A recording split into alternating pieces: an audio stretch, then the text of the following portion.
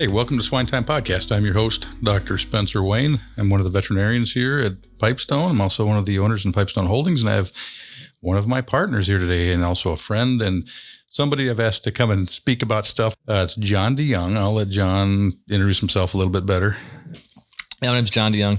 I'm a nutritionist and lead our nutrition team today here at Pipestone. I've been with Pipestone for a little over 7 years and currently reside in Northwest Iowa.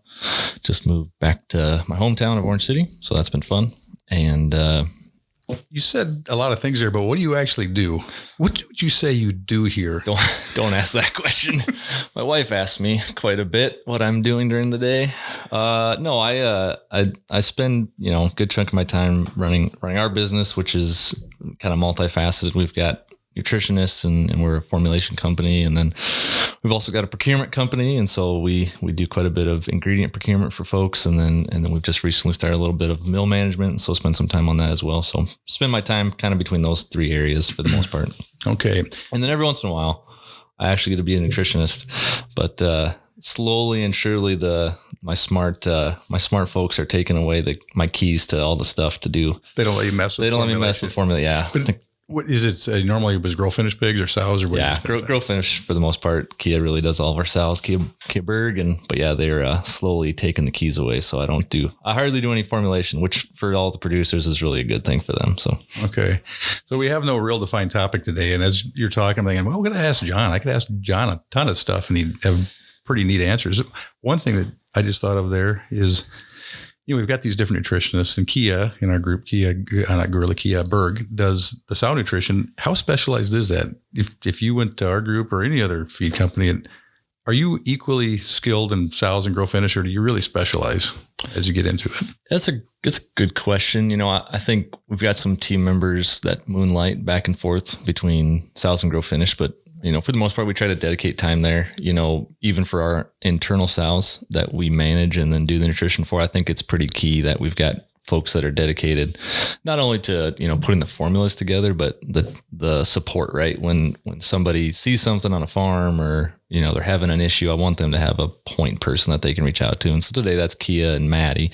Really, they do all of our sows. And then we've got a team dedicated to the wean-to-finish side. But I think it's for us, we try to separate those two because I think it's just good for those folks to have a point person on either side. But So I'm thinking about sows and genetics changes over time in pigs. With pigs, I know even internal just to our company, we can study that, like, put this genetics and do trials with different diets and dial in protein levels and different ingredients. And everybody's doing that. Sow nutrition studies got to be way less common in the field. And yes. Who's doing that? Where do you even, super uncommon. There's not, the universities do it as best they can, but just imagine a university farm that has its limitations. They might have 200 sows. And so to get a trial that has any number of sows in it is very difficult. So don't fault the universities. They try really hard. But sow research is difficult for them to do just because of replication. So, there's probably, if you were to go to a scientific meeting and go sit in the room where all the smart people talk about sow research, there's like maybe 5 or 6, 7 different companies in the US, most of them integrator types that have, just invested in sow research. And so, on our own side, we've just recently invested quite a bit of funds into setting up lactation research. And so we've got a farm here around Pipestone now that's got research capacity. So either 2 or 4 farrowing rooms, I can't remember, but I think 4 farrowing rooms have like an automated feeder that sits above each crate. Like a Gestall feeder or something? Yeah, it's a Gestall feeder. And then it's different than their commercial line where these feeders have the ability to blend. So you run 2 feed lines to it, and then it can blend those 2 feed lines together so you can feed different diets. Yeah. Okay. And then you just litter by litter, literally litter by litter, you can look at differences on lean weight and whatever. I think those farrowing rooms are 56 crates. And so we got 4 of them. So it doesn't take very long, and you've got, a couple hundred sows per treatment. And so that just started this year. And so they're doing their first trial right now. Still takes a while. It's going to take us probably 6 or 7 months to complete the first trial, but it's a necessary investment, right? We do a lot of large scale gestation work, a lot of production work. It's very difficult to do nutritional studies on gestation. We've done some where you can top dress and try to do our best to get good data, but to get big numbers and to have high confidence in it, you really need a lot of numbers. You go to these scientific meetings and I try not to get lost in it, but someone puts up a data set and there's only 30 sows and there's like 5 guys or gals in the back of the room that instantly raise their hand and start, that's not enough sows to make a good decision. It's probably, there's some truth to that. So we try to make sure, with Francisco and Kia, those two do a ton of work and really some research that's not getting done other places. That's really, really cool. Yeah. So I'm not smart enough to be a nutritionist or even think about the stuff that you've forgotten.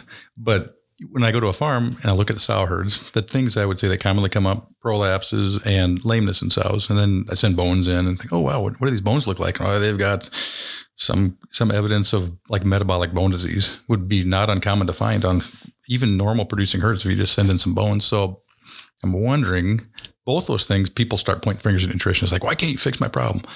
Do you have any thoughts on that as far as either what research could be done, what things we know, it seems like there would be a nutritional piece to that, or maybe it's a small part. I don't know.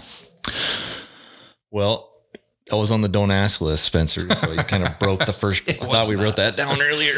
Our predefined agreement of what we thought. I signed a contract, man. The metabolic bone thing, and I agree. You see the diagnostic reports when you get them in there, and it's like I'm pretty certain that if you sent bones from anywhere to a diagnostic lab today, that there's like a 90% chance it's going to come back with some kind of metabolic bone disease. Yeah. That's probably not true. I just made the number up, but it does seem like a lot of pigs come back with that. More than half. High performing pigs, super high performing herds. Yeah. And so you just look at the herd in general and say, does it matter? I'm not sure, but what are we doing on our end? Lot of work, right? And so I think it goes back to knowing your vitamin and mineral levels, and really that some of that stuff starts really early in those gilt's life, right? Mm-hmm. Probably back in utero, some of those things are already occurring for bone growth. I think you talk to some of the folks up at University of Minnesota, they would say like, that occurs already in utero, some of those things. Yeah. And so we see it in the finishing, and we're talking about stuff that happened 7-8 months ago, but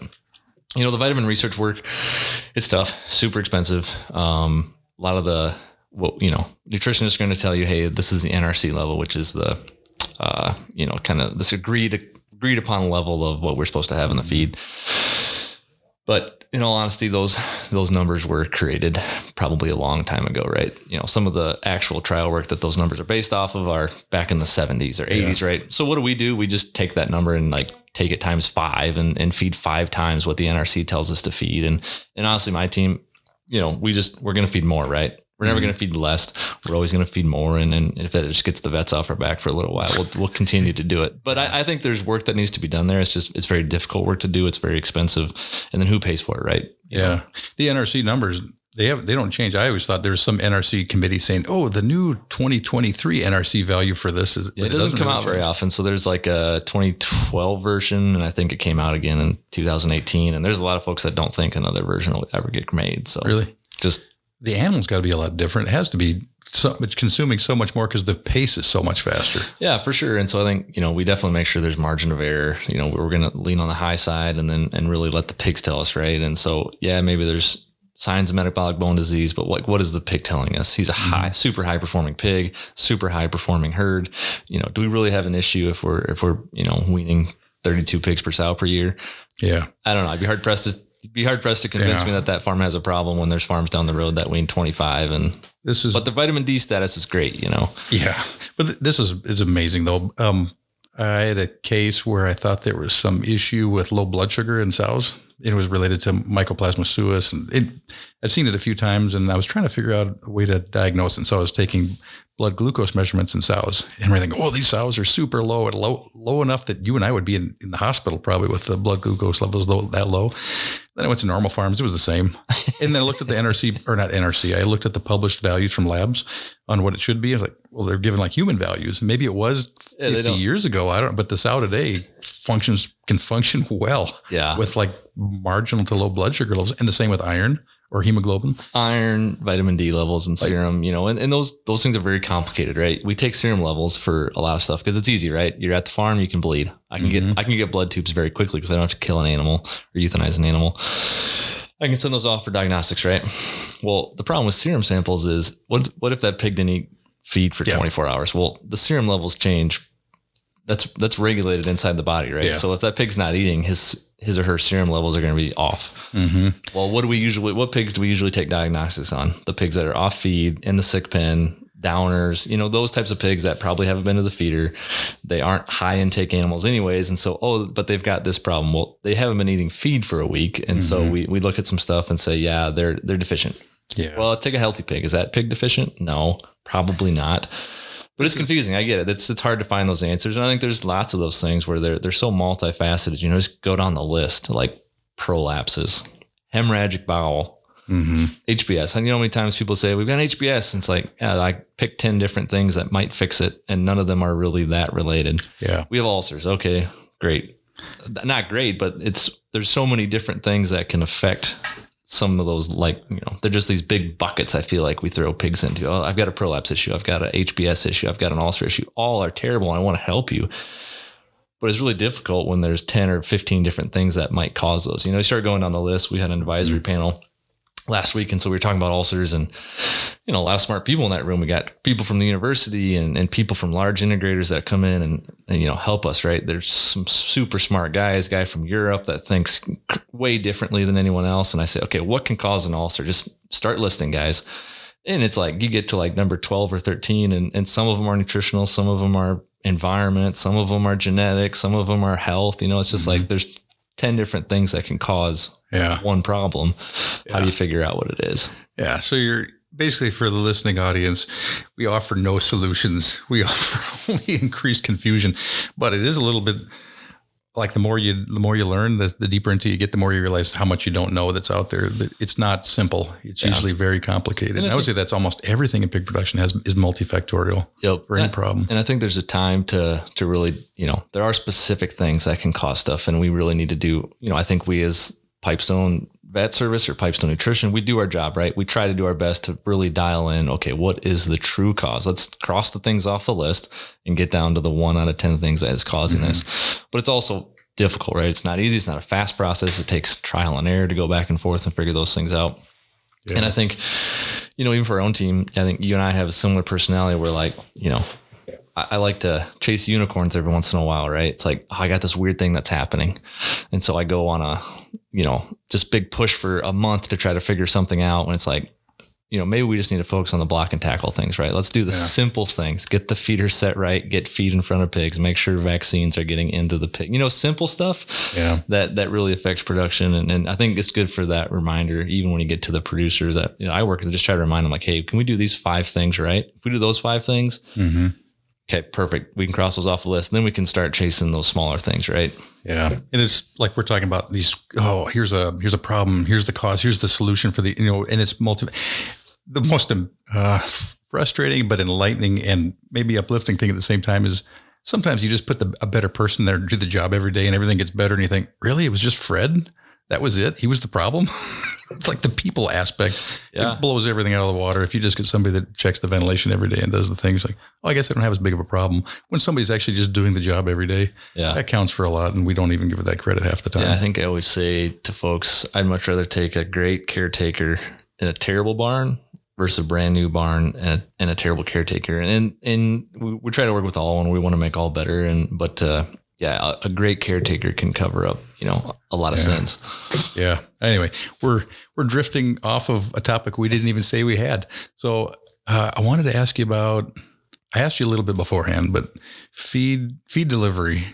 Because we were talking before and you say, oh yeah, what was it before? You had like a Smidley feeder or some kind of prior to the farm, wooden sided, looks like a old grain gravity box or something like that.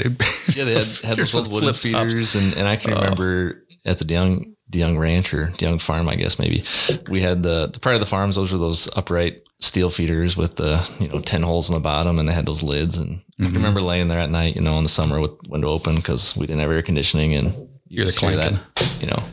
Yeah. You knew the pigs were eating. Yeah. So go from that to. So we had that, right? And most guys were grinding and mixing feed at their house, right? Probably had a vertical mixer of some sort that they got to concentrate from, some feed company or co-op maybe down the road. And that was a great deal. And So yeah, then we, moved forward a little bit and guys started building confinements, right? That was the big, we talked about the Murphy setup and sort of started building confinement, or enclosed indoor hog production, I guess, whatever the politically correct way to say that is. But yeah, so then you went from those Smidleys, they're the Pride of the Farms, whatever they were. And then I think tube feeders, right? That was like this big revelation, is these tube feeders, and run a tube down, little agitator at the bottom. And really those were, I think, technically based off probably those old Osbornes, if you remember the Osbornes, right? Yeah, with the spinner. With the spinner on the bottom. And that's all a tube feeder is, just smaller and less capacity. I don't know how we thought that was a good idea, but we put tube feeders everywhere,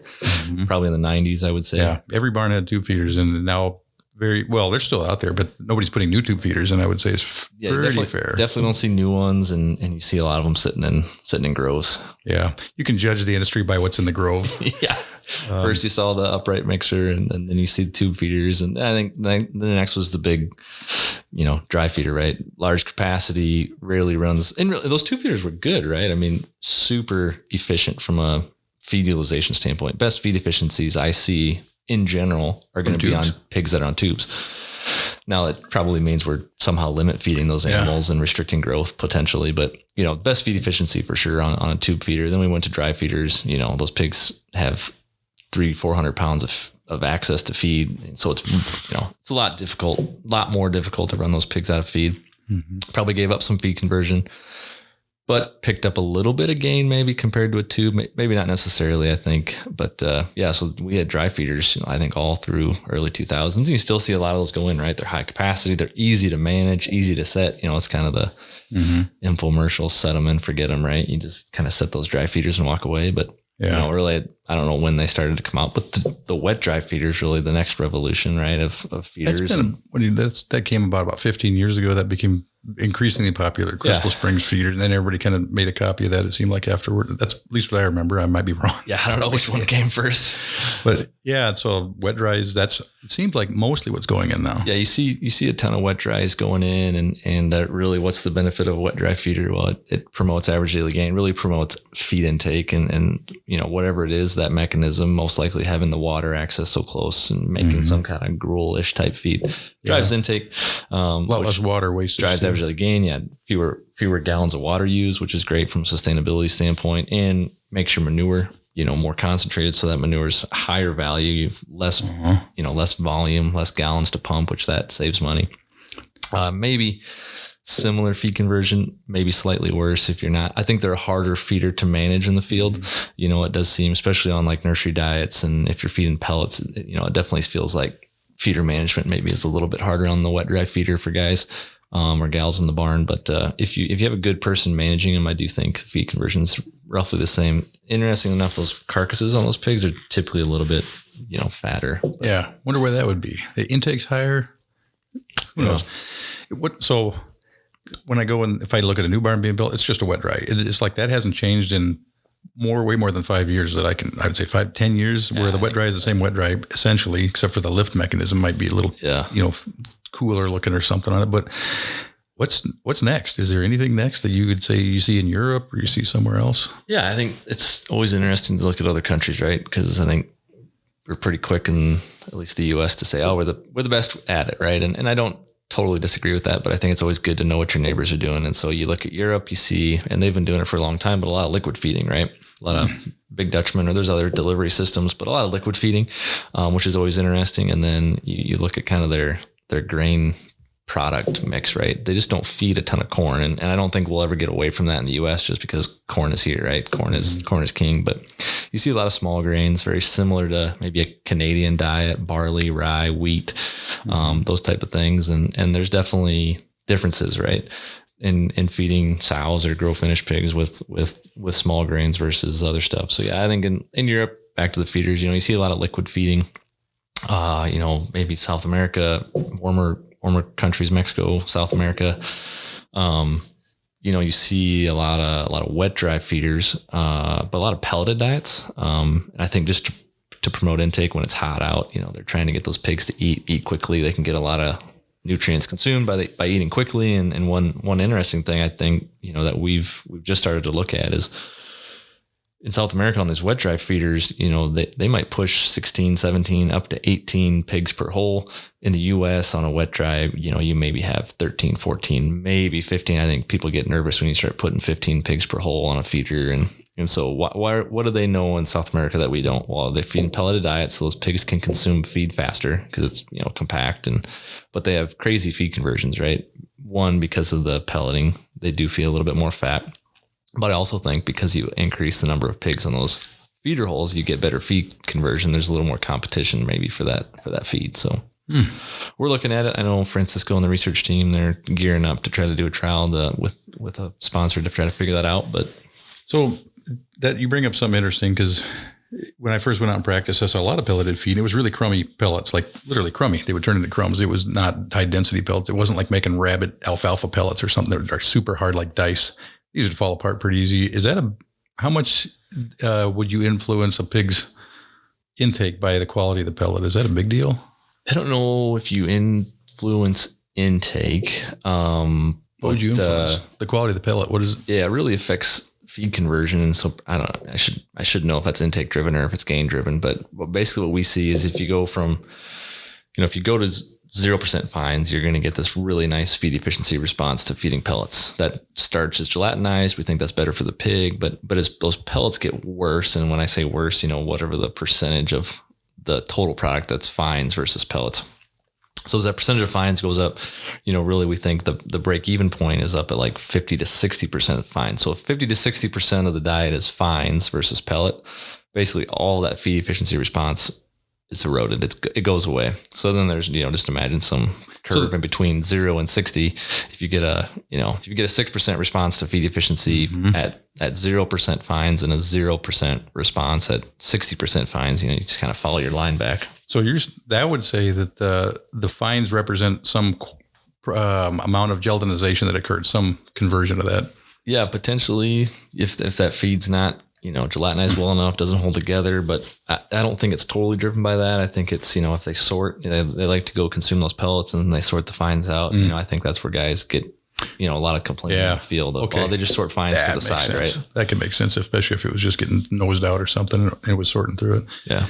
All right. Hey, we've burned up a lot of time here. I just got the signal. We're at 22 minutes and we had no defined topic, except I knew you probably had some interesting things to say. I think that was true. Yeah, good stuff. Hopefully. Hey, appreciate you being on, John. We'll have to have you on again with a different topic, but that relates to your expertise sometime in the future. Absolutely. All right. Thanks for being here.